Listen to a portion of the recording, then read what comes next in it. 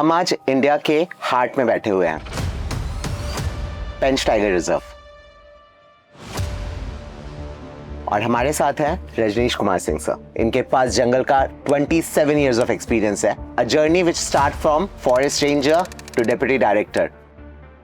एक बात श्योर था कि मुझे फॉरेस्ट ऑफिसर तो नहीं बनना है, और अब तो ऐसा है कि 7 जन्म का रिश्ता है। आई विश कि आगे भी मैं यही काम करूं, इसीलिए काम करूं। जंगल से प्यार करना, एक फॉरेस्ट रेंजर या एक डिप्टी डायरेक्टर को, क्या ये बहुत मैंडेटरी है? नहीं, जरा भी मैंडेटरी नहीं है। मुझे जंगली जानवरों से ज़्यादा जंगलों से और लोगों से प्यार है। तो उस समय जो हमारी ऑनरेबल प्राइम मिनिस्टर थी, उन्होंने अपनी टीम के साथ बात करी और उन्होंने ये शायद डिसाइड करा कि विल प्रूव देम रॉन्ग, और वहां से सोच हुई टाइगर रिजर्व की। हमने पानी के लिए बहुत संघर्ष किया शुरुआती दिनों में। तालाब बहुत सक्सेसफुल नहीं होते थे। फिर हुआ कि अब जानवरों को पानी चाहिए तो टैंकर से, पर टैंकर नॉइज करते हैं।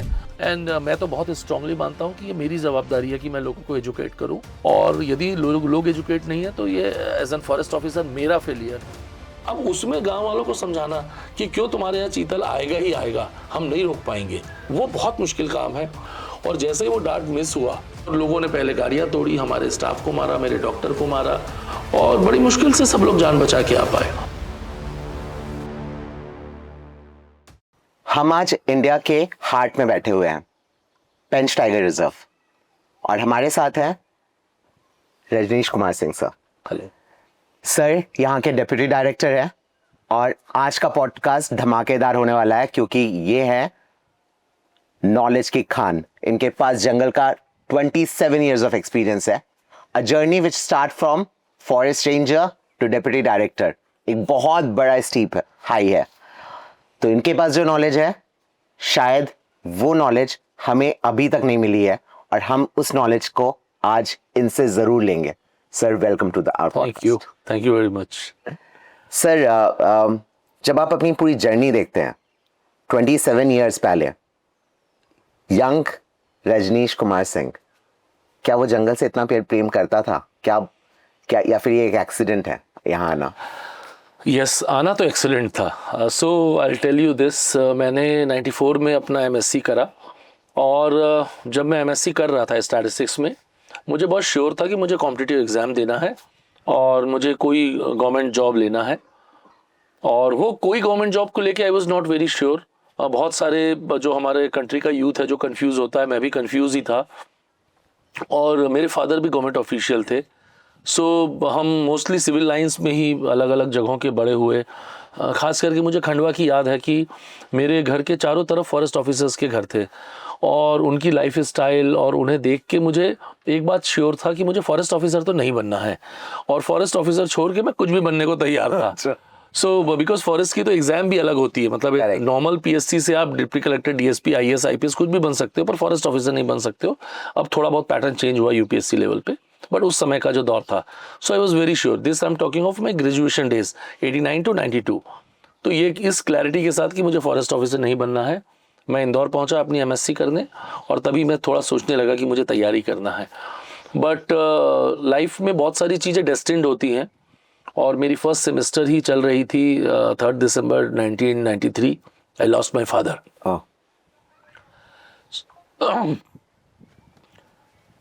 तो एक तो मैं अनश्योर था, and then it was a setback. सो अपनी चीज़ों को संभालने में ही, my sister was younger to me, I mean she is younger to me, she was also studying. तो खैर हमें थोड़ा सा सेटल होने में टाइम लगा, 1-2 साल, और फिर हम तैयारी करने लगे, और विद मिशन की फॉरेस्ट ऑफिसर तो नहीं बनना है। और मेरे जो कुछ दोस्त हैं वो तो बहुत ही हार्डकोर थे कि अपने को तो फॉरेस्ट ऑफिसर ही बनना है, बट आई वाज नॉट। उसी समय ये फॉरेस्ट रेंजर्स की वैकेंसी आई 96 में, और मेरे एक फ्रेंड ने बोला कि यार दे लेते हैं एग्ज़ाम, है ना, पता तो चलेगा कि हम कितने पानी में हैं। सो मेरे घर पे भी बहुत अपोज था कि नहीं ये फॉरेस्ट वालों की जॉब, हमें जॉब प्रोफाइल्स पसंद नहीं आती है। So this is not the. और डिस्पाइट मेरे फादर पुलिस ऑफिसर थे, तो मेरी मदर ने बहुत हार्श, बहुत डिफ़िकल्ट लाइफ स्टाइल देखी थी कैसी होती है, but still she was not willing. But मेरे एक फैमिली फ्रेंड है, मेरे फादर के फ्रेंड, हमारे गार्जियन ही हैं, डॉक्टर के लोहानी, उन्होंने कहा कि आप देखो तो सही कि इस लायक भी हो कि नहीं, हो सकता है ये भी एग्ज़ाम नहीं क्लियर कर पाओ तो। सो मैंने वो एग्ज़ाम दी, और तो वो भी एक लंबी कहानी है कि रिटर्न दे लिया तो इंटरव्यू नहीं देंगे, और इंटरव्यू दे लिया तो बट फाइनली एग्ज़ाम दिया और मेरा सिलेक्शन भी हो गया। और जब सिलेक्शन हो गया तब तक मेरे फादर की डेथ हुए लगभग 4 साल से ज़्यादा हो चुके थे। तो मुझे कहीं ना कहीं ये लगा कि मैं कब तक कोई भी जॉब नहीं लूँगा। और मेरी मदर को जो फैमिली पेंशन मिलती थी that was the only way for sustenance. तो मुझे लगा ले लेना चाहिए और फिर मैं कॉम्पिटिटिव एग्ज़ाम देते रहूँगा, और तो मुझे गवर्नमेंट जॉब मिलने के कारण एज रिलैक्सेशन भी मिल जाएगा। सो ये सोच के मैंने वो जॉब ले ली और 97 में मैं ट्रेनिंग करने बालाघाट आ गया। 2 सालों की उन दिनों ट्रेनिंग होती थी रेंज ऑफिसर की, और यकीन मानिए 1 या 2 महीना हुआ होगा और मुझे लगा कि बस यही है और कुछ है ही नहीं ज़िंदगी में। प्यार हो गया? एकदम प्यार हो गया। और दिसंबर में हम फर्स्ट नवंबर को ज्वाइन करा हमने। दिसंबर में हमारा इंट्रोडक्टरी टूर कान्हा में हुआ। 97 वो साल था जब बहुत देर तक बारिश होती रही थी। सो मुझे याद है हम कान्हा में बारिशों में ही पहुंचे, और कान्हा के मिडोज फॉग में और भी सुंदर हो जाते हैं। और बस समझ लीजिए मोहब्बत हो गई। और फिर मैं एग्ज़ाम भी दिया तो केवल फॉरेस्ट की ही दिया। और अब तो ऐसा है कि 7 जन्म का रिश्ता है। आई विश कि आगे भी मैं यही काम करूं, इसीलिए काम करूं। सर, एक न्यू जनरेशन जो आ रही है वो अगर IAFS का क्लियर करना चाहते हैं या फिर वो फॉरेस्ट में आना चाहते हैं, तो कितना ज़रूरी है कि एक फॉरेस्ट रेंजर या एक DFO, एक डिप्टी डायरेक्टर को जंगल से प्यार करना या फिर जानवरों से प्यार करना, क्या ये बहुत मैंडेटरी है? नहीं नहीं, जरा भी मैंडेटरी नहीं है, जरा भी मैंडेटरी नहीं है। देखिए मुझे यदि आप कहेंगे, मुझे जंगली जानवरों से ज़्यादा जंगलों से और लोगों से प्यार है। और ये जो हमारी फ्रिंज कम्युनिटी है, जिसको हम फ्रिंज कम्युनिटी कहते हैं, जंगलों के आसपास रहने वाले लोग हैं, मुझे उनसे बहुत प्यार है। और चूंकि मुझे उनसे प्यार है तो मैं हर वो चीज़ करता हूँ जो वो अच्छे रहें, और उसी का बाई प्रोडक्ट है कि मेरा जंगल और मेरे जानवर अच्छे हो जाते हैं। तो मतलब ऐसा कहने में बड़ा ख़राब सा ही लगता है कि I am not that passionate for wild life. I love wild life, but किसी टाइगर के मरने पे मैं रोता नहीं हूँ, है ना। मुझे नहीं लगता, मुझे लगता है कि यदि वो टाइगर है तो एक दिन मरेगा, हम सब एक दिन मरेंगे। हाँ, यदि कोई पोचिंग हुई हो, कोई ऐसी चीज़ हुई हो जिसको मैं रोक सकता था, तो मैं इंश्योर करता हूँ कि अगली बार वो नहीं हो। तो ये मेरी सोच है।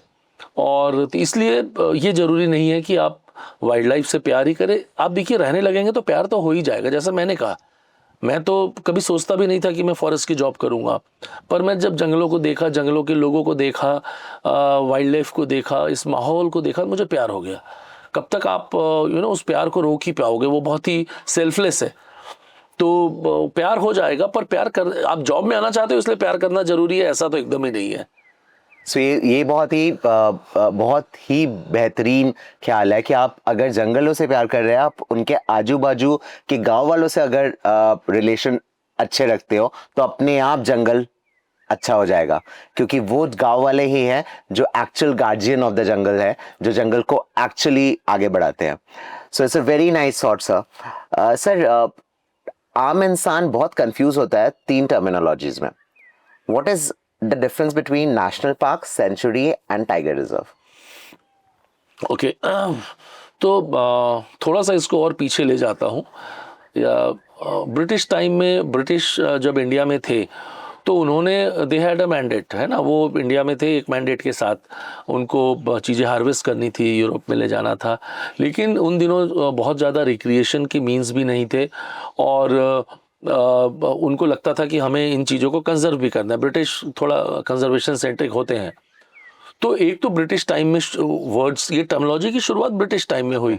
तो उन्होंने और क्या था, हर स्टेट के भी अपने अलग रूल्स थे, और बहुत इंडिया तो उस तरह से एक कंट्री नहीं था जैसी कंट्री हम आज हैं। बहुत सारे हमारे स्टेट्स थे और बहुत सारे छोटे छोटे प्रोविंसेस थे।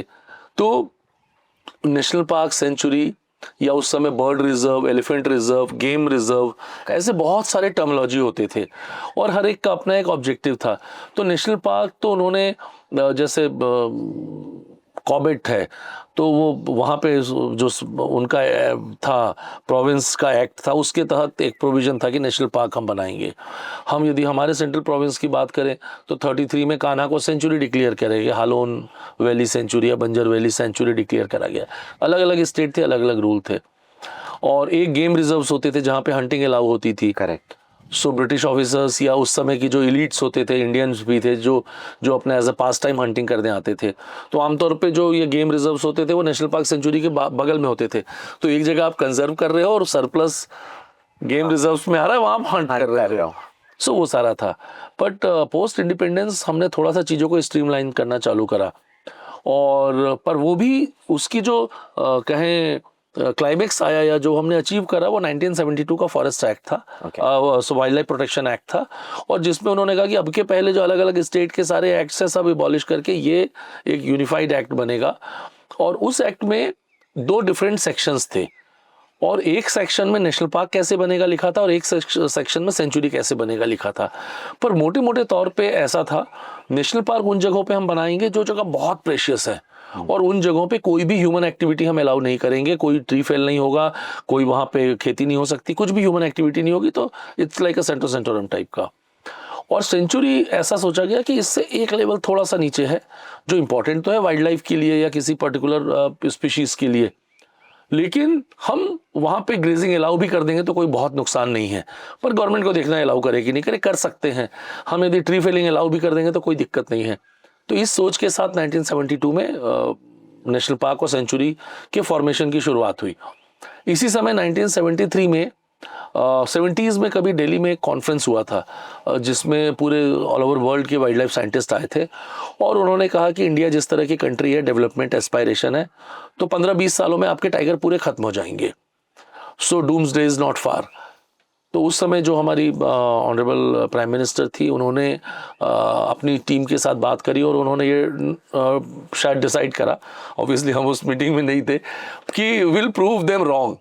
और वहाँ से सोच हुई टाइगर रिजर्व की, और 9 टाइगर रिजर्व 9 डिफरेंट जोन में। तो मध्य प्रदेश में कान्हा था, महाराष्ट्र में मेलघाट था, और इस तरह से 9 अलग अलग जोन में कॉर्बेट था। ये 9 टाइगर रिजर्व बनाने की शुरुआत हुई उन जगहों पे जहाँ टाइगर हैं या उनका जंगल टाइगर के लिए बहुत ही अच्छा है। तो उस तरह से टाइगर रिजर्व की शुरुआत हुई। तो ये तो शुरुआत थी, और अब धीरे धीरे बढ़ते बढ़ते टाइगर रिजर्व, मेरे ख्याल से, मुझे आज का नंबर याद नहीं है क्योंकि हमने तो 3 टाइगर रिजर्व अभी पिछले 6 महीने में मध्य प्रदेश में बना लिया। सो कितना हो गया है अभी? हमारा तो हम लोग 9 है। 9 तो मध्य प्रदेश के हैं, इंडिया का आई थिंक नॉट बी 60 और 61। Correct, right. सो हमने टाइगर रिजर्व बनाए। तो टाइगर रिजर्व उन जगहों पे हम बनाते हैं जो जगह टाइगर के लिए बहुत अप्रोप्रिएट हो और वहाँ टाइगर हो। टाइगर नहीं भी हो सकते हैं या कम भी हो सकते हैं। तो अब आप देखिए ना, अचानक मार बहुत ही अप्रोप्रिएट जगह है पर वहाँ टाइगर पॉपुलेशन बहुत कम है, या इंद्रावती टाइगर रिजर्व।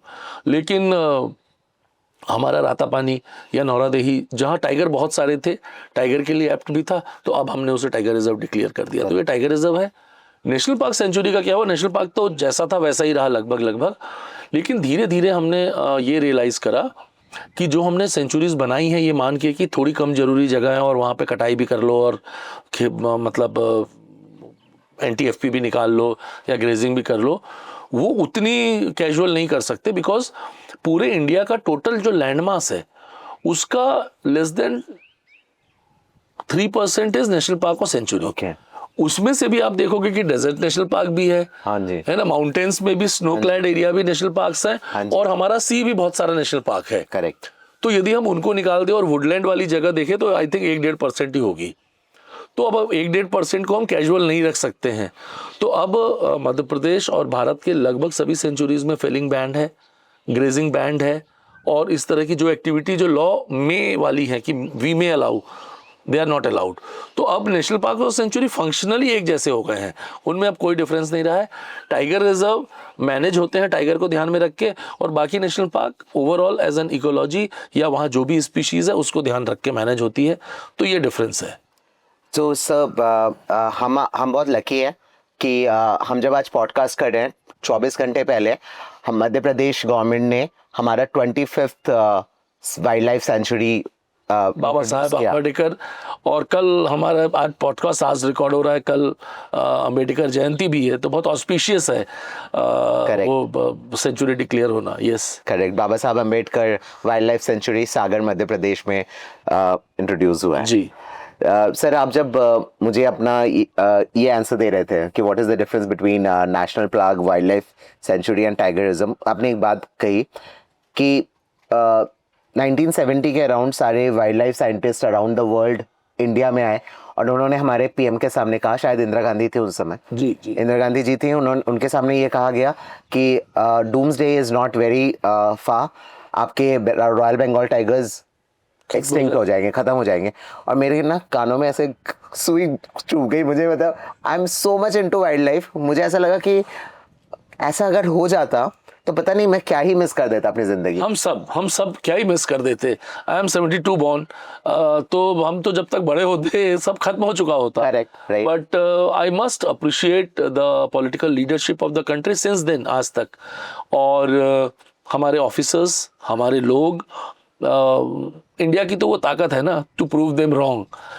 हमारे को बाहर से देख के आप जो भी सोचो, we are very different as a community, as a country. और हम लोगों के जो इल विशेज हैं उनको गलत प्रूव करने में चैलेंज लेना आता है। Yes, we know how to take the challenge. Correct. So जब ये बात हो रही थी तो मेरे दिमाग में 2 क्वेश्चन है। सबसे पहला क्वेश्चन था, मैंने कहीं पे पढ़ा था कि अगर सारे टाइगर रिजर्व से टाइगर गायब हो जाएंगे और एक टाइगर रिजर्व बचेगा जिसको हम संभाल सकते हैं, तो वो सतपुड़ा होगा, शायद किसी ने कहा था।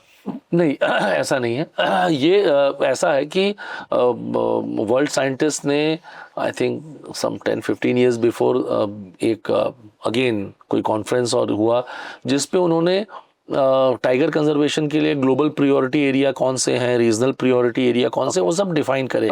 मेनली उसमें IUCN और WWF के ही साइंटिस्ट थे, पर पूरे वर्ल्ड कम्युनिटी थी।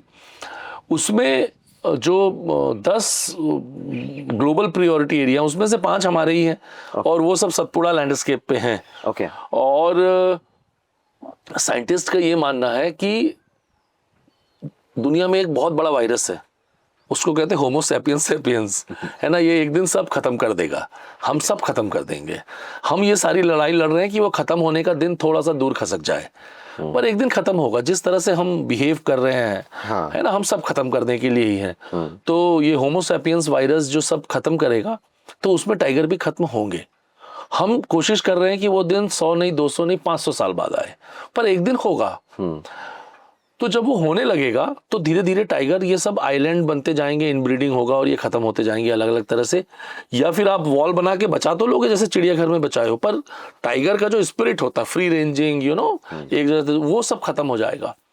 लेकिन जो last set of wild tiger बचेंगे वो कान्हा पेंच कॉरिडोर में बचेंगे। ओके, द रीजन बीइंग, आप यदि मैप देखेंगे तो पेंच के चारों डायरेक्शन में कुछ बहुत अच्छे टाइगर रिजर्व हैं।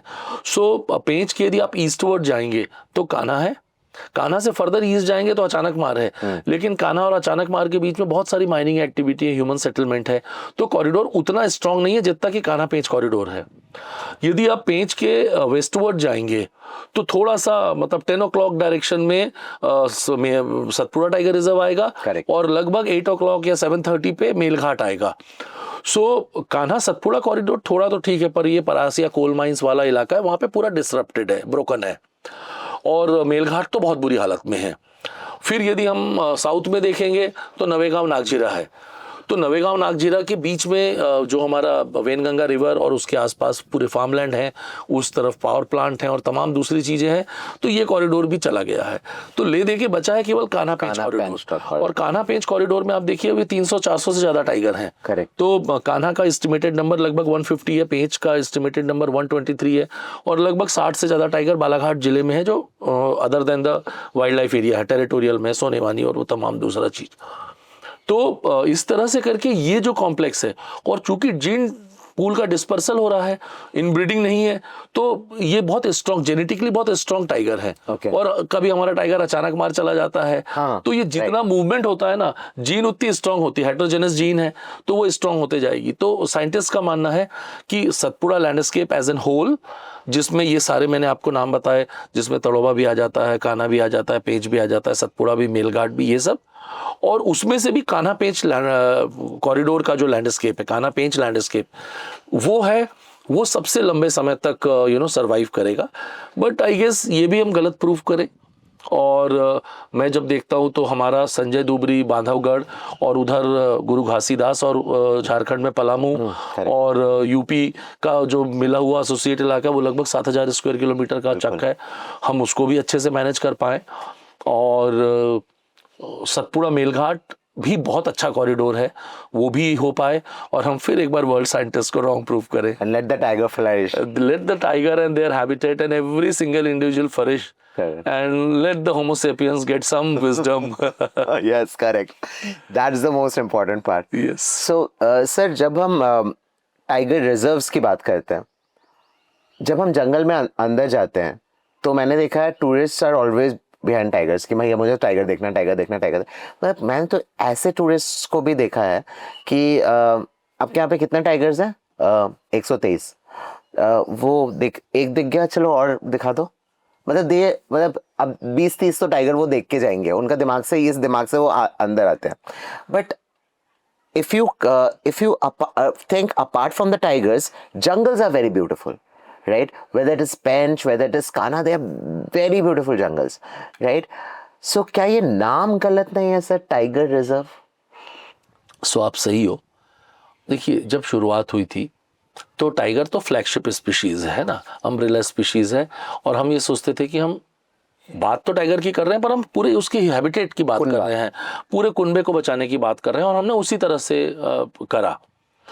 बट हमको ये भी समझना पड़ेगा कि टाइगर एक करिज्मेटिक स्पीशीज है। करेक्ट। आपने जो बात कही ना, मैं उसको इस तरह से कहता हूँ कि यदि मूवी का नाम हो मैं हूँ खान, तो आपको कोई खान चाहिए ना एज अ हीरो। बिल्कुल। सो उसके बिना तो मैं हूँ खान जस्टिफाई नहीं होगा। तो हमने टाइगर रिजर्व रखा, तो लोग, यदि टूरिस्ट कहता है कि मुझे टाइगर देखना है तो गलत नहीं है। यदि इसका नाम पेंच नेचर रिजर्व होता तो उसकी एस्पायरेशन कुछ और होती। करेक्ट।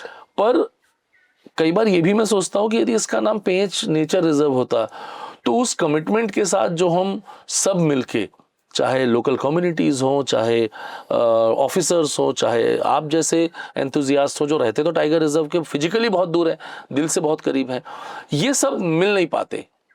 तो उस समय जो निर्णय लिया गया वो भी सही था। पर मुझे लगता है ना कि ये जो अंडरस्टैंडिंग है, संदीप आप याद करिए जब आपने पहली बार देखा था तब आपका वो विजडम लेवल नहीं था जो आज है। तो ये तो एक ग्रेजुएशन लेवल है। करेक्ट। जब एक छोटा बच्चा 2 का पहाड़ा पढ़ता है तो उसको लगता है कि जिंदगी का सबसे मुश्किल सबक उसने कर लिया। जब तक वो कैलकुलस नहीं करता है तब तक उसको लगता है 2 का पहाड़ा ही बहुत इंपॉर्टेंट था। तो ये धीरे धीरे होता है। एंड मैं तो बहुत स्ट्रांगली मानता हूँ कि ये मेरी जवाबदारी है कि मैं लोगों को एजुकेट करूँ, और यदि लोग एजुकेट नहीं है तो ये एज एन फॉरेस्ट ऑफिसर मेरा फेलियर है। और आपको मालूम है हम इवनिंग विद जंगल वाला करते हैं या बच्चों के बीच बहुत सारे प्रोग्राम करते हैं, उसका जो बेसिस है वो यही बात है। बिल्कुल। कि यदि पर्यटक आया भले ही टाइगर सोच के है, पर मैं उसे बताऊं तो सही कि हम क्या करते हैं, कैसे करते हैं, क्यों करते हैं। और यदि मैं एजुकेट नहीं करूंगा तो मैं ब्लेम भी नहीं कर सकता। तो हम लगे हुए हैं, आप ये पॉडकास्ट का भी यही ऑब्जेक्टिव है कि आपके व्यूअर्स को हम बता सके कि टाइगर तो है एपेक्स, लेकिन टाइगर के आगे भी दुनिया बहुत सारी है, और हमको इस पूरे बड़े कैनवास को पूरा कंप्लीट देखना पड़ेगा। कैनवास पूरा ही बचेगा तभी अच्छा लगेगा, कैनवास का एक टुकड़ा बचेगा तो फिर मज़ा नहीं आएगा।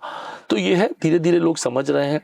मैं फॉरेस्ट डिपार्टमेंट में 27 ईयर्स से हूँ, वाइल्ड लाइफ एरिया में भी लगभग 20 साल हो रहे हैं मुझे। सो मैंने चीज़ों को बदलते हुए देखा है, और अब जो लोगों की समझ है, अब जो लोगों को एक ओवरऑल इंटरेस्ट आ रहा है। आप सोचिए कि आज से 20 साल पहले वाइल्ड लाइफ या टाइगर पे आप कोई पॉडकास्ट करके क्या सोचते कोई उसे देखेगा? ट्रू। आज बहुत सारे YouTube पे चैनल हैं जो तमाम तरह से वाइल्ड लाइफ को लेकर डिस्कस कर रहे हैं, और आप उनकी फॉलोइंग देखिए, मिलियंस में फॉलोइंग है। That's true. सो ये तो एक ऐसी लड़ाई है जो लंबे समय तक लड़ना पड़ेगा, मिलके लड़ना पड़ेगा। और आपके व्यूअर्स में से बहुत सारे ऐसे एंथुसियास्टिक लोग होंगे, मैं उनको भी कहता हूँ कि आप भी सामने आओ, लोगों को एजुकेट करो और बताओ कि ये केवल टाइगर बचाने की लड़ाई नहीं है, ये हम सबको बचाने की लड़ाई है, सबको मिलके करनी पड़ेगी, और तभी ये बात पूरी बनेगी। बिल्कुल सही बात है, बिल्कुल सही बात है। This is not only a fight कि टाइगर को बचाना है, मेरे ख्याल से एक छोटी मधुमक्खी है उसको भी बचाना है। So very true. Correct, right. So sir, when we talk about tigers, उसके कुनबे की बात करते हैं, तो मध्य प्रदेश में है हम, और हमारा नेशनल एनिमल है, सॉरी हमारा स्टेट एनिमल है बारहसिंगा। सो अभी बांधवगढ़ में बारहसिंगा को शिफ्ट किया गया है कान्हा से, और गुड न्यूज़ ये है कि वहाँ पे उनके ऑफस्प्रिंग भी आ गए हैं, राइट, उन्होंने वहाँ पे बच्चे दिए हैं। क्या पेंच इस डायरेक्शन में कुछ सोच रहा है कि बारहसिंगा को पेंच में लाके फिर से रिवाइव? मैं आपको दो चीज़ें बताना चाहूँगा कि इस तरह की जो पॉलिसीज़ होती हैं ये एक बहुत बड़े लेवल पे बहुत सारे साइंटिस्ट और बहुत सारे एक्सपर्ट के कंसल्टेशन से बनती हैं। तो केवल पेंच नहीं डिसाइड कर सकता कि आज मैं चंद्रहट करके बैठ गया कि मुझे भी चाहिए बारहसिंगा और कल आ जाएगा। एक साइंटिफिक प्रोसेस है उसका, और जब वो साइंटिस्ट बिलीव करते हैं कि ऐसा हो सकता है, जैसे मैं आपको सतपुड़ा का बताऊं, उस समय के हमारे जो ऑफिसर्स थे और साइंटिस्ट थे, उन्हें लगता था कि आप कहते हैं you can not put all your eggs in a basket. तो वो केवल कान्हा में ही हमारे पास बारहसिंगा थे, और बारहसिंगा के आपको मालूम है 60-70 से बढ़ के हम तब 600-700 तक आए थे। तब ये सोचना शुरू करा कि कभी कोई डिजीज आई, क्योंकि इनब्रीडिंग प्रेशर है। यदि आप सोचिए 60 या 70 बारहसिंगा रहे होंगे, उसमें से कुछ तो बच्चे रहे होंगे, कुछ ओवर एज रहे होंगे, तो हो सकता है कुछ 8-10 मेल रहे होंगे, कुछ 15-20-30 फीमेल रही होंगी जो प्रोडक्टिव एज में रही होंगी, उन्हीं के बच्चे बन के 700 हुए। तो इनब्रीडिंग प्रेशर है। उस इनब्रीडिंग प्रेशर को खत्म करने का एक तरीका है कि आप एक मेटा पॉपुलेशन जनरेट करो, किसी और जगह ले जाके ब्रीड करो, वो भी इनब्रीड ही करेंगे क्योंकि वो छोटे से हैं, लेकिन ये इनको जब आपस में मिक्स करोगे तो जो ऑफस्प्रिंग होगी उसमें जो इनब्रीडिंग के जो इल इफेक्ट हैं वो खत्म हो जाएंगे। करेक्ट। तो ये पूरी वो थ्योरी होती है। उसको सर्च हुआ कि हम इसके लिए एक सुटेबल दूसरी जगह ढूंढनी है। तो साइंटिस्ट ने सतपुड़ा को देखा कि सतपुड़ा ऐसी जगह हो सकती है, वहाँ साल फॉरेस्ट भी है और पानी भी है, साल भर पानी रहता है और वो सारी चीज़ें। लेकिन उससे नहीं हो गया, मेरे सोचने से नहीं होगा। फिर एक हैबिटेट सुटेबिलिटी स्टडी होती है, वो पूरी 1 साल चलती है, साइंटिस्ट करते हैं और उसको देखते हैं कि हाँ ये क्या है, हैबिटेट सुटेबल है। तो सतपुड़ा तो अपने आप का पहला एक्सपेरिमेंट था, क्योंकि कान्हा में उसके पहले जो भी प्रयास हुए, सूपखार ले जाने के प्रयास हुए, जब फिजिकली सब मर गए। पहले भी बांधवगढ़ एक बार ले जाने के प्रयास हुए थे, सारे मर गए थे। So everybody was very sceptical कि यार ये फिर से नहीं, we can not take risk ना, बार बार आप एक्सपेरिमेंट जिंदगी भर तो नहीं कर सकते हो। सतपुड़ा को फाइनल करने में बहुत डेलिबरेशन गया। इसरो के साइंटिस्ट ने को कहा गया, उन्होंने कहा, एक डॉक्टर परिहार है, उन्होंने अपनी स्टडी में बताया कि सतपुड़ा ही बहुत, बोरी का जंगल ही बहुत अप्रोप्रिएट है। डॉक्टर नायक जो कान्हा के भी एफडी रहे, पेंच के भी एफडी रहे, ही इज अथॉरिटी इन बारहसिंगा, उन्होंने उसको अप्रूव करा, और बहुत सारे लोग। और फिर वाइल्ड लाइफ इंस्टीट्यूट की एक लॉन्ग टर्म स्टडी हुई, उन्होंने उसको अप्रूव करा, तब ये डिसीजन हुआ। और same is with Bandhavgarh. But कम से कम पिछले 100 साल के इतिहास में तो मुझे नहीं लगता है कि पेंच में बारहसिंगा थे। और जो पेंच की जो ज़मीन है या जो लैंडस्केप है, मुझे निजी तौर पे, अब मैं गलत भी हो सकता हूँ, मैं बहुत बड़ी अथॉरिटी तो नहीं हूँ बारहसिंगा पे, बट मुझे नहीं लगता, क्योंकि कान्हा में भी मैंने 8 साल काम करा है और पेंच में, सतपुड़ा में भी थोड़े समय काम करा है। तो जिस तरह का जंगल वहाँ बारहसिंगा फ्लरिश कर रहा है, अनफॉर्चुनेटली हमारे पास नहीं है, या है तो बहुत छोटे टुकड़े होंगे, 10, 20, 50 हेक्टेयर के। तो एक इंट्रोडक्शन प्रोग्राम के हिसाब से तो नहीं है, बट ये मेरा निजी ओपिनियन है। आने वाले समय में एक्सपर्ट कुछ और अलग सोचें और उन पे इम्प्लीमेंट हो, तो obviously we all follow that expert opinion. लगता है वाटर के लिए आप लोग बहुत संघर्ष करते हैं चीज़ों को मैनेज करने के लिए, समर में कैसे करके हैंडल होता है चीज़ें? तो आपका ऑब्जर्वेशन बहुत सही है। आप ऐसा देखो कि एक तो हमारा सतपुड़ा टाइगर रिजर्व है, जहाँ पे आप जाओ तो पानी की कोई दिक्कत ही नहीं है, नेचुरल सीपेज इतना ज़्यादा है और साल फॉल बहुत मतलब अमेजिंग है। बट मैंने आपको कहा ना कि जो हमारे पेंच का लैंडस्केप है ये वाटर डिफिशिएंट है, और ये कोई अनयूजुअल चीज़ नहीं है। आप देखिए कि सेंट्रल इंडिया तो वाटर डिफिशिएंट है, हमारे पास कोई पेरिनियल वाटर बॉडी नहीं होती है, और हम हमेशा से इरिगेशन, खेती में इरिगेशन के लिए जूझ रहे हैं। तो वो सारे हमारे सेंट्रल इंडिया के चैलेंज हैं, और वो हमारे जंगल में भी हैं। तो यदि मैं पेंच सेंचुरी बनी 77 में, नेशनल पार्क में कन्वर्ट हुआ वो 82-83 में, और टाइगर रिजर्व बना 92-93 में। तो हमारा भी मैनेजमेंट का हिस्ट्री लगभग 50-55 साल का हो रहा, 50 साल के लगभग हो रहा है, 77 से देखें तो 48 ईयर्स का। तो हमने पानी के लिए बहुत संघर्ष किया शुरुआती दिनों में, क्योंकि यहाँ तालाब बनाओगे तो पानी पूरा तालाब के अंदर चला जाएगा, तो तालाब बहुत सक्सेसफुल नहीं होते थे। तो फिर हुआ कि अब जानवरों को पानी चाहिए तो टैंकर से, पर टैंकर नॉइज करते हैं, और कितने टैंकर जाएंगे। अब टाइगर पानी पी रहा है, टैंकर पहुंच गया, उसको डालना है, या टैंकर से पानी डाल रहे हो, टाइगर तुरंत आ जा रहा है क्योंकि वो थर्स्टी है। वो सारे चैलेंज थे। तो हमने हैंडपम्प बनाना चालू करा, और आपको बहुत सारे अभी पार्क में अबंडेंट हैंडपम्प्स दिखेंगे। हाँ जी। जिनको हम करते ये थे कि कहीं पे हैंडपम्प बनाए हैं, और उससे एक नाली नीचे जाती थी दूर में। आपने हैंडपंप चलाया, वो नाली से पानी दूर चला गया। तो हैंडपंप में आप हो तो भी जानवर को आप नहीं देख पा रहे हो, जानवर आपको नहीं देख रहा है, उसको पानी मिल जा रहा है। इस तरह के एफर्ट हुए। ये मैं बात कर रहा हूँ 90s की या 80s की बात कर रहा हूँ। फिर लेट 90s में एक इंडिया इको डेवलपमेंट प्रोजेक्ट आया और उस समय के अधिकारियों ने फिर तालाब बनाने पे बहुत जोर दिया। तो अलीकट्टा तालाब उन्हीं दिनों बना। करेक्ट। और कई ऐसे बड़े तालाब बने। सो उससे तालाब तो बने, पर हम वाइल्ड लाइफ मैनेजमेंट में एक 4 स्क्वायर किलोमीटर की कोशिश करते हैं 2x2 में ग्रिड में एक पानी हो। तो वो फिर धीरे धीरे करके बनना चालू हुआ। और फिर हमने रियलाइज़ करा जब सोलर टेक्नोलॉजी आ गई तो अब तो पेंच में 80 से ज़्यादा सोलर सबमर्सिबल पंप है। और हम कोशिश करते हैं तो solar submersible pump noise free है, कोई डिस्टर्बेंस नहीं है, ह्यूमन इंटरवेंशन नहीं है और इकोलॉजिकली बहुत फ्रेंडली है। आप स्विच ऑफ कर दो तो नहीं, और रात को पानी नहीं आएगा, दिन भर पानी आता रहेगा। तो अब हम धीरे धीरे करके, यदि मैं पेंच टाइगर रिजर्व की बात करूं तो मेरे पास में लगभग लास्ट ईयर 533 वाटर बॉडीज, मतलब वाटर की जगह थी, बॉडीज नहीं कहूँगा, उसमें there are few hand pumps also is still in work. कुछ एक छोटे सॉसर भी हैं, पर मोस्टली जो बड़ी वाटर बॉडी जो सेल्फ सफिशिएंट है, चाहे सोलर सबमर्सिबल पंप या फिर तालाब, तो ये लगभग हर ग्रिड में एक है हमारे पास में। कुछ एक ऐसी है जो बहुत डिफिकल्ट है, रूखड़ में है, जो बफर में अभी रिसेंटली आया है, वहाँ पे अभी भी हमें टैंकर से पानी भरना पड़ता है और भी कुछ जैसी जगह है। पर लार्जली अब हम स्ट्रगल नहीं कर रहे हैं। पर हाँ, समर में पानी तो एक चुनौती है ही। हमने जंगल बुक में पढ़ा था कि एक संधि काल आता था और तब सब दोस्त हो जाते थे। तो अभी भी दोस्त तो नहीं होते वाइल्ड एनिमल, पर वो कहानी थी। पर yes, water is a bigger limiting factor and challenge for park management. Sir आप इंदौर के हैं? मेरा ऑफिशियल एड्रेस इंदौर का है। अच्छा। और अनफॉर्चुनेटली इंदौर में मेरा कुछ भी नहीं है। एक फ्लैट हुआ करता था, उसको भी हमने सेल आउट करके भोपाल में एक फ्लैट ले लिया। सो बट यस, मेरा ऑफिशियल एड्रेस इंदौर का है। और मैंने सुना 12 साल के स्कूलिंग में आपने 13 स्कूल। हाँ, मेरे फादर, मैंने कहा, गवर्नमेंट जॉब में थे। तो शुरुआती समय he was district malaria officer Raigarh जिले के। और तब रायगढ़ जिले के डिस्ट्रिक्ट मलेरिया ऑफिसर का हेडक्वार्टर एक बहुत छोटी सी जगह है, धर्म जयगढ़, वहाँ हुआ करता था। तो मैंने शुरुआती 5th क्लास तक वहाँ पढ़ा, पर वहाँ भी 2 स्कूल में पढ़ा। एक जो प्रेप वाला स्कूल होता है और उसके बाद वहाँ का जो एक गवर्नमेंट स्कूल था, वहाँ पढ़ा। और फिर मेरे फादर ने भी, जैसे मैंने 12 साल की नौकरी के बाद एक दूसरी जॉब, हालांकि मैंने फॉरेस्ट डिपार्टमेंट में ही चुना, पर मेरे फादर ने पूरा प्रोफाइल चेंज करके he become a police officer. और जिस तरह के वो ऑफिसर थे, वो बहुत ज़्यादा लंबे समय तक एक जगह नहीं रह पाते थे। तो फिर हमने बहुत सारी जगह, और बट अब देखिए ना, कुछ भी ऐसा लाइफ में होता है जो आपको बहुत पॉजिटिव इम्पैक्ट करता है। करेक्ट। तो मैं मानता हूँ कि ये अलग अलग जगहों पे, अलग अलग स्कूलों में बच्चों से, टीचर्स से एडजस्ट करना, इसने मेरी पर्सनैलिटी को बहुत पॉजिटिवली इम्पैक्ट करा। बिल्कुल। नई जगहों पे जाना अच्छा लगता है, नए लोगों से मिलना अच्छा लगता है। मुझे कोई चैलेंज, बहुत बड़ा चैलेंज नहीं लगता है। मुझे एक मेरा ध्येय वाक्य है कि दुनिया में जिस फैक्ट्री में ताले बनते हैं उसी में चाबी भी बनती है।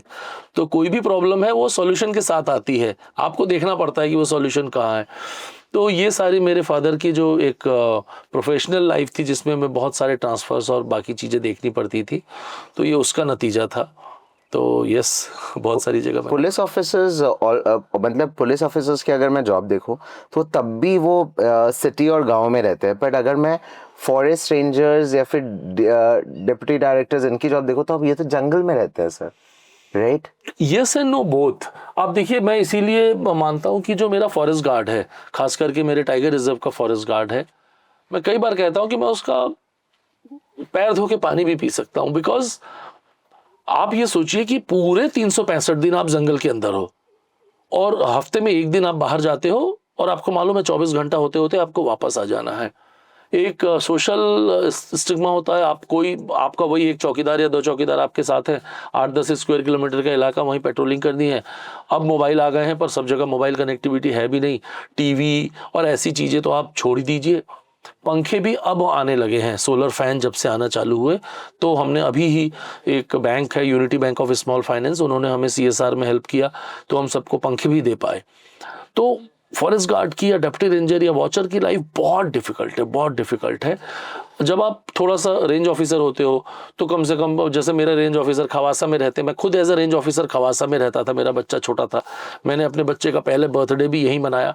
तब तो खवासा 2006 में और भी छोटी सी जगह थी, या रूखड़ या अरी या ऐसी छोटी जगहों में, तो वो जंगल के अंदर तो नहीं है।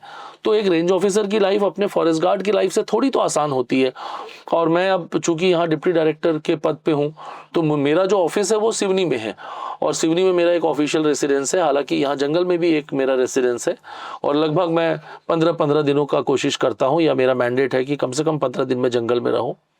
बट जिस रैंक का मैं ऑफिसर हूँ, मेरे लिए शायद हार्डशिप उतनी बड़ी नहीं है, पर जो असली हार्डशिप है, आप देखिए पेंच में मेरे पास लगभग 800 लोगों की टीम है, हम 800 की टीम का हिस्सा है, और उसमें से लगभग 700 लोग ऐसे हैं जो 24 घंटे 365 दिन जंगलों के अंदर रहते हैं। उनकी लाइफ बहुत मुश्किल है। सर, आपने अपनी जॉब की शुरुआत फॉरेस्ट रेंजर से की थी, जी राइट सर? हार्डशिप बताइए, क्योंकि आम इंसान को जानना बहुत ज़रूरी है। जैसे हम आर्मी को देखते हैं, नेवी को देखते हैं, तो अपने आप हमें एक रिस्पेक्ट की फीलिंग आती है कि लेट्स सैल्यूट देम। बट आम इंसान नहीं जानता कि जो जंगल हमें ऑक्सीजन दे रहे हैं, जो वाइल्ड लाइफ के कारण हम जिंदा है, एक्चुअली हम जिंदा है। इवन अगर साइंस बोलती है कि एक मधुमक्खी की स्पीशीज अगर गायब हो गई तो हमारा ह्यूमन एक्सटिंक्ट हो जाएगा। सर, मुझे फॉरेस्ट रेंजर की लाइफ बताइए कि उनकी लाइफ क्या है, हार्डशिप बताइए उनकी लाइफ का। जी, मैंने फिर कहा ना कि जो सबसे हार्ड लाइफ है वो तो फॉरेस्ट गार्ड की है। एंड मैं आपको एक वाकया बताता हूँ। मैं कान्हा में पोस्टेड था, 2008 या 9 की बात होगी, और डाउन टू अर्थ से एक जर्नलिस्ट आई, और मुझे मैंडेट किया गया कि मैं उन्हें पार्क का पूरा मैनेजमेंट जाके बताऊं और समझाऊं। तो बातचीत के दौरान मैंने यही बात कही कि एक फॉरेस्ट गार्ड की लाइफ जो है, that is even more difficult than an army soldier. All the respect to army soldier, मैं ये नहीं कह रहा हूँ कि उनका काम कम है, बट जो लाइफ की जो हार्डशिप है, तो उन्होंने कहा कैसी बात कर रहे हैं, आर्मी से ज़्यादा मुश्किल क्या हो सकता है। तो मैंने कहा चलिए आप, ठीक है, कोई बात नहीं, अपना अपना परसेप्शन है, but this is what I feel. तो हमने हमारे पार्क में आज भी एक्स आर्मी मैन भी हम डिप्लॉय करते हैं। हम टाइगर जो हमारी एक फोर्स है, टीपीएफ कहते हैं, टाइगर प्रोटेक्शन फोर्स, उसमें कुछ एक्स आर्मी मैन भी होते हैं, 10-12 होते हैं। और तो मैंने उन्हें कुछ एक्स आर्मी मैन से मिलाया, तो उनको वो मेरी बात याद थी, तो वो उनसे बातचीत करने लगी, और उन्होंने पूछा कि अच्छा आप लोग यहाँ पे काम कर रहे हो, कब से कर रहे हो? तो कोई बताया मुझे 2 महीने हुए, कोई बताया 4 महीने हुए, कोई 6 महीने हुए। तो बोला अभी अभी आए हैं आप लोग? तो उन्होंने मुझसे पूछा कि अभी आप लोगों ने ये अभी तुरंत ही शुरू करा? मैंने कहा नहीं, इससे शुरू करे थे 2 साल हो गया है। तो बोले फिर ये लोग तो अभी अभी आए। तो मैंने कहा नहीं, पिछले वाले थे वो छोड़ के चले गए। तो उन्होंने कहा आप लोग क्यों छोड़ देते हो? तो बोले मैडम, हम आर्मी में जब जॉब करते हैं, हम बटालियन के फॉर्म में होते हैं, और हम यदि 5, 10, 15 किलोमीटर पेट्रोलिंग करके आएंगे ना, तो हमें खाना बना बनाया मिलेगा। हमें बस खाना खाना है और सो जाना है, फिर अगले दिन फिर पेट्रोल करना है। पर अब यहाँ जब हम फॉरेस्ट में जॉब करते हैं, तो हमें पेट्रोलिंग भी करनी है और अब खुद आके खाना भी बनाना है फिर। तो वो एक लाइफ की जो हार्डशिप है वो बहुत बढ़ जाती है। तो हम तो मौका देखते हैं कि कैसे हमें बैंक की या कहीं की सिक्योरिटी गार्ड की जॉब मिले और हम ये जॉब छोड़ के जाएं। तब उन जर्नलिस्ट को इसका एहसास हुआ कि हार्डशिप केवल इससे नहीं है कि आप देश के बॉर्डर पे खड़े हो और सामने आपका दुश्मन कभी भी गोली चला सकता है। हार्डशिप तो वो रोज की है। रोज एक मेरा औसत फॉरेस्ट गार्ड सुबह 6 बजे उठता है, वो जाता है पेट्रोलिंग करने, पेट्रोलिंग करके आता है। आमतौर पे यहाँ बहुत कॉमन है कि लोग रात का खाना थोड़ा सा बचा छोड़ देते हैं, जंगल में ठंड होती है तो खाना उतने जल्दी ख़राब भी नहीं होता है, और आके रोटी या प्याज या कुछ ऐसा कोई एक सब्जी 8-9 बजे खा लेंगे, वो उनका ब्रेकफास्ट होता है। उसके बाद जंगल में हर सीज़न में कोई ना कोई काम होते हैं, कभी रोड रिपेयर हो रही है, कभी कोई पानी का स्टॉप डैम बन रहा है, कभी कोई और काम हो रहा है, तो उस काम के लिए फिर वो निकल जाते हैं। और कई बार वो निकलने के पहले ही खाना बना लेते हैं और खाना खा लेते हैं, या खाना अपने साथ पैक करके ले जाते हैं, और फिर शाम को आते हैं और फिर शाम को आके खाना बनाते हैं। कभी नाइट गश्ती भी जाना है तो फिर खाना खा के नाइट गश्ती चले जाते हैं। तो एक तो बहुत मोनोटनी है। और आप सोचिए ना, कितने लोग हैं जो रोज अपना काम भी कर रहे हैं, खाना बना रहे हैं, अपना सब कुछ मतलब इट्स लाइक 1 मैन आर्मी और 2 मैन आर्मी। और क्योंकि 3 हमारे कर्मचारी, वैसे पेंच में हम हर फॉरेस्ट गार्ड के साथ 2 वॉचर रहते हैं, पर होता है कि हर की छुट्टी का दिन फिक्स है, तो कोई हर बुधवार को जाएगा, कोई हर गुरुवार को जाएगा, तो 12 दिन तो ऐसे ही हो गए जब कोई नहीं, मतलब 2 ही लोग रहेंगे, 3 लोग नहीं रहेंगे। So it's very difficult. और एक और जो मुझे लगता है कि फॉरेस्ट की हार्डशिप है, जो अगेन मैं चूंकि आर्मी की बात आई थी और आर्मी से तुलना कर रहा हूं, एक सोल्जर को मालूम होता है कि बॉर्डर के उस तरफ मेरा दुश्मन है और मैं गोली मार दूंगा तो जो मरेगा वो दुश्मन होगा, और उसके लिए कोई मुझे सजा नहीं देगा, करेक्ट, उसके लिए मुझे सम्मान मिलेगा, मेरे परिवार को मिलेगा। यहां उल्टा है। आप एक फॉरेस्ट गार्ड जो टेरिटोरियल में खास करके हमारे बफर एरिया में, जंगलों में नहीं रहते हैं, गांव में रहते हैं। अब उसी गांव में आप रहते हो जिस गांव में लकड़ी काटने वाली गैंग के कुछ मेंबर रहते हैं। उन गैंग के मेंबर को जब लकड़ी काटने का काम मिल गया तो वो लकड़ी भी काटने चले जाते हैं, और जब फॉरेस्ट में कोई काम मिल गया तो आपके यहाँ भी काम करने चले आते हैं। तो जो आपका दुश्मन हो सकता है या है, वो आपके साथ भी है, आपका हो सकता है पड़ोसी ही हो। तो जब कई बार होता है ना कि आप, कई बार लोग बोलते हैं कि जैसे हम पे असॉल्ट हुआ, गोली क्यों नहीं चलाती? अरे अपनों पे कौन गोली चलाएगा? बिल्कुल सही है ना। तो आप हमेशा सोचते हो कि ये लड़का जो आज मुझे गाली दे रहा है, या ये तो कल तो मेरे यहीं पे काम कर रहा था, मिट्टी बधान का काम करने आया था, रोड रिपेयर का, तो वो कब असॉल्ट कर जाए आपको नहीं मालूम है, इन अ हीट ऑफ मूवमेंट, उसका भी इंटेंशन नहीं है। तो इसलिए जो फॉरेस्ट वाले का चैलेंज है कि दुश्मन को दोस्त बनाना है, दुश्मन को गोली नहीं मारना है, वो बहुत बड़ा चैलेंज होता है। और वो दुश्मन जो सस्टेनेंस के लिए शायद काम कर रहा है, क्योंकि उसके पास कोई और मीन्स ऑफ लाइफ ही नहीं है। बिल्कुल सही। तो ये जो हमारे जॉब प्रोफाइल का चैलेंज है, ये आमतौर पे एक आम नागरिक शायद नहीं समझ पाता है। उसको लगता है कि फॉरेस्ट का काम केवल पौधे लगाना है, कितने पौधे लगाए। पौधे लगाना हमारे 20 काम में से एक काम है। असली है जो लगे हुए जंगल है, उसके पेड़ों को बचाना, है ना, वाइल्ड लाइफ को बचाना। अब लोग बोलते हैं कि अरे तुम्हारे जंगल में खाने को नहीं है, जो वन्य प्राणी बाहर आ जाते हैं।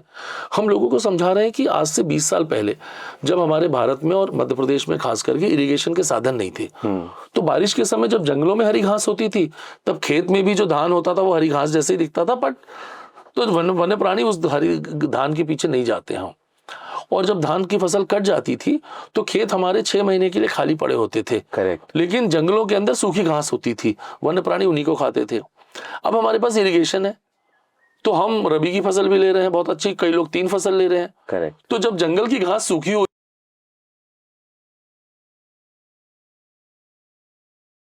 तो ऐसा नहीं है कि खाना नहीं है, पर आपने अपना क्रॉप पैटर्न चेंज कर लिया। करेक्ट। तो ये जो चीजें है ना, अब उसमें गांव वालों को समझाना कि क्यों तुम्हारे यहाँ चीतल आएगा ही आएगा, हम नहीं रोक पाएंगे, वो बहुत मुश्किल काम है। तो अपनों से लड़ना ना, इमोशनल स्ट्रेस भी बहुत होता है। इसलिए मुझे लगता है कि मेरे लोगों की या हमारी जॉब है वो आर्मी से ज़्यादा नहीं तो कम भी नहीं है। बट एक देश को, एक समाज को इसको समझना पड़ेगा, मुझे समझाना पड़ेगा, हम सबको मिलकर समझाना पड़ेगा, क्योंकि वो एक्नॉलेजमेंट बहुत आसानी से नहीं आएगा। लेकिन जैसा आपने कहा कि सांस लेने के लिए भी हम तो पेड़ों पे निर्भर हैं। Correct. तो जो उन पेड़ों को बचाता है, जो उन पेड़ों को लगाता है, उसके लिए ग्रैटिट्यूड तो होना चाहिए। बिल्कुल। और बहुत हैवी हार्ट से कह रहा हूँ ये, कि एक तरफ कुछ लोग हैं जो उस ग्रैटिट्यूड को रखते हैं, पर लार्जली मुझे लगता है कि अभी इस देश को उस अपने कॉन्शियस में वो ग्रैटिट्यूड लाने की जरूरत है। हम उससे बहुत दूर हैं अभी। There are 2 questions based on this, sir. My first question is, जब आप बात कर रहे थे तो पूरी दिल से चीज़ें निकल रही थी। कभी कोई ह्यूमन कॉन्फ्लिक्ट हैंडल किया आपने, जहाँ पे पीपल आर असॉल्टिंग यू और करते हैं? हाँ, क्यों नहीं किया है। ये तो नौकरी है, जब एक बार आप पहुंच गए नौकरी में तो नमक और शक्कर दोनों मिलता है। एक बहुत ही इनफेमस इंसिडेंस है यहीं पे पेंच टाइगर रिजर्व का। ये गोंडे गांव में हम टाइगर रेस्क्यू करने गए थे, और गांव के एक व्यक्ति के घर के जस्ट पिछवाड़े में ही टाइगर था, और एक व्यक्ति को उसने मारा था उसी दिन सुबह सुबह। और चूंकि वो बांस के झुरमुट में बैठा हुआ था, और हमारे डॉक्टर ने जैसे ही जब उसको डांट करा, तो लोग एक तो ये भी नहीं समझते ना, गोली चलाना बहुत आसान काम है, क्योंकि जब आप गोली चलाते हो तो रास्ते में कोई छोटा मोटा ऑब्स्टिकल आ जाए, चाहे वो घास, पत्ती, ऐसी चीज, गोली उसको बेधते हुए निकल जाएगी और वो एम पे लगेगी। बट यदि आप डार्ट कर रहे हो तो डार्ट एक प्लास्टिक की छोटी सी पाइप है जो इंजेक्शन वाली हमारी सिरिंज है वो, बिल्कुल, और वो प्रोजेक्टाइल ऐसे उड़ के जाती है। और यदि एक पत्ती भी टच हो जाए तो वो डिविएट हो जाती है, क्योंकि खुद उसका वजन 2-3 ग्राम होता है, वो बंदूक की गोली नहीं है। तो यदि कोई जानवर जोरमुट में बैठा है तो आपको आंख से तो दिख रहा है वो टाइगर है, लेकिन हमारी आंख और जो कोई इक्विपमेंट फोकस करता है तो वो उसकी लेयर्स को अलग तरह से देखता है। तो यदि कोई पत्ती भी टच हो गई तो डिविएट हो जाएगा डार्ट। तो उस केस में यही हुआ, जो बांस था उसके कारण डार्ट डिविएट हो गया, नहीं लगा, पब्लिक एजिटेट हो गई। और हमने लोगों की सेफ्टी के लिए, नॉर्मली हम ये करते हैं अपनी गाड़ियां बहुत दूर रखते हैं क्योंकि पब्लिक कभी भी एजिटेट करने लगती है। बट वहां पे क्या था कि गांव के इतने अंदर था, और जब डार्ट लगता भी है टाइगर को तो वो डार्ट लगते से ही, क्योंकि तब तो मतलब ड्रग जाने के पहले जो उसको चुभन होती है, भागता है तेजी से, किधर भी भाग सकता है। अब यदि गांव के बीचों बीच है और भाग के किसी भीड़ में ही घुस गया, वहां पे 3 से 4 हजार की भीड़ भी थी, तो to defend people from the tiger हमने चारों तरफ अपनी गाड़ियों की दीवार बना रखी थी ताकि टाइगर उस दीवार को क्रॉस करके नहीं जाए। तो हमारी गाड़ियां भीड़ के बीच में थी, और जैसे ही वो डार्ट मिस हुआ और लोगों ने पहले गाड़ियां तोड़ी, हमारे स्टाफ को मारा, मेरे डॉक्टर को मारा, और बड़ी मुश्किल से सब लोग जान बचा के आ पाए। तो मैं जब इंस्टाग्राम में था, ट्विटर पे था उन दिनों, तो मैंने काफ़ी इसको डिटेल में ये पोस्ट को लिखा भी था, और तब काफ़ी इस बारे में बात हुई थी। तो वही था कि आप लोगों ने गोली क्यों नहीं चला दी, आपने क्यों नहीं असॉल्ट करा। अरे वो मेरे लोग हैं, वो मेरे दुश्मन थोड़ी है। करेक्ट।